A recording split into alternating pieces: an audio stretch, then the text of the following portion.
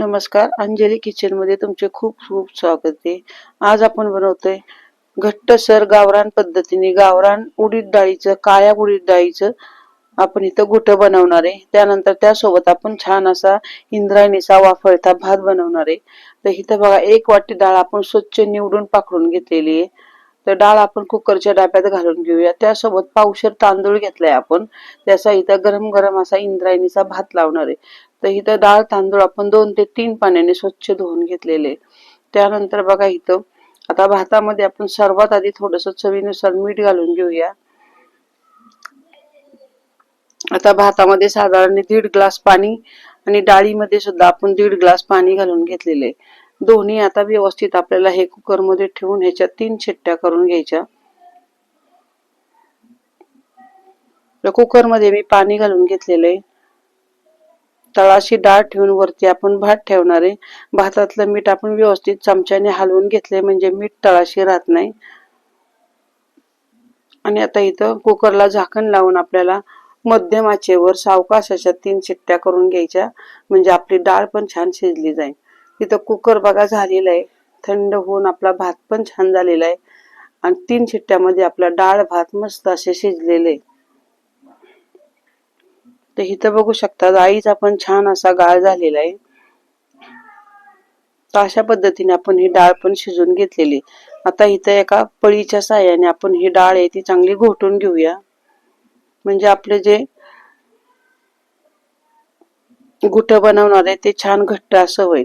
त्यासाठी बघा आता मसाला घेतलेला आहे। तर ओलं खोबरं घेतलंय आपण, त्यानंतर हिरव्या मिरच्या घेतल्यात 4, 10-12 लसूण पाकळ्या, मुठभर कोथिंबीर, थोडंसं आलं, फोडणीसाठी कढीपत्ता, जिरं, हिंग पावडर, थोडीशी हळद पावडर आणि चवीनुसार मीठ आणि तेल आणि पाणी अशा गोष्टी आपल्याला इथं लागणार आहेत।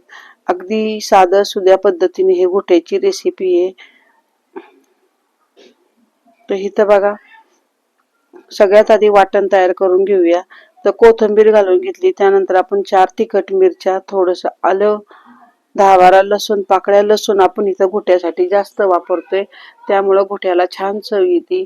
त्यानंतर बघा इथं खोबऱ्याचे तुकडे आणि वरून थोडंसं आपण अर्धा चमचा जिरं घालून घेतलं आणि आपण अशा पद्धतीने हे वाटण तयार करून घेतले। पाणी न घालता वाटण तयार करून घेतलेले।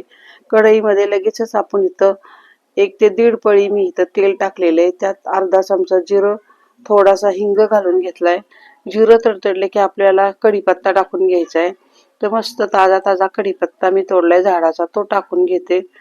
कढीपत्ता तडतडला की ह्याच्यामध्ये आपल्याला हिरवं वाटण घालून घ्यायचे।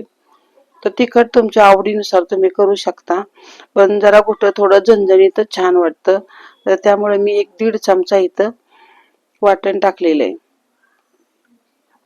त्यात थोडीशी हळद टाकून घेऊया। अगदी जास्तीची हळद घुट्याला वापरायची नाही, अगदी थोडीशी वापरायची म्हणजे घुट्याचा कलर पण सुंदर येतो। आणि आता इथं बघा ही फोडणी आपल्याला चांगली 2-3 मिनिटं तेलावर चांगलं तेल सुटेपर्यंत परतून घ्यायची।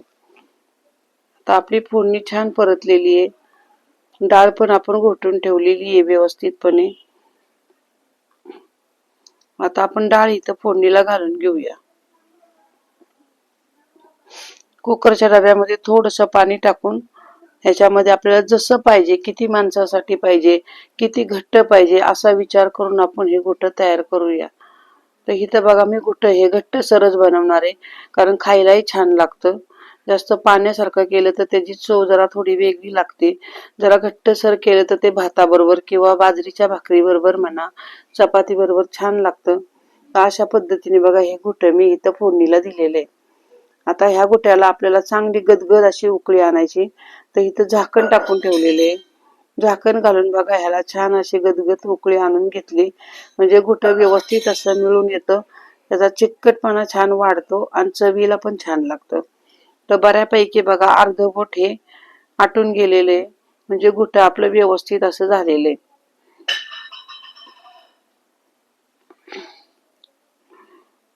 आता इथे गॅस बंद करून टाकलाय, घुटं खाली उतरून घेतलेले आपण। भात तर आपला पहिला झालेलाच आहे। तर आता एका ताटामध्ये आपण हे वाढायला घेऊया। तर इथं बघू शकता अगदी घट्टसर असं आपण हे काळ्या पाटीचं उडदाच्या डाळीचं घुटं बनवलेलं आहे। सोबत मस्त गरम गरम असा वाफळता भात बनवलेला आहे. आता एका ताटामध्ये आपण दोन्ही एकसारखं हे वाढून घेऊया. एका साईडला इथं भात वाढून घेतलेला आहे आपण, तर दुसऱ्या भागामध्ये आपण इथं घुटं वाढून घेणार आहे.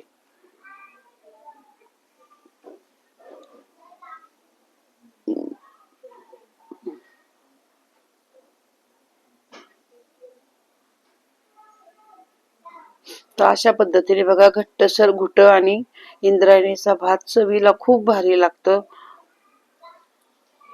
ह्याच्याबरोबर जर बाजरीची भाकरी असेल तर अजूनच ह्या जेवणाची चव वाढते. तर अशा पद्धतीने अगदी गावरान पद्धतीने आपण हे घुटण इंद्रायणीचा वाफळता भात बनवलेला आहे. चवीला एकदम अप्रतिम लागणारा, पोट भरणारा. तर आजची ही रेसिपी तुम्हाला आवडली असेल तर चॅनलला सबस्क्राईब करा, शेअर करा, कमेंट करा. धन्यवाद.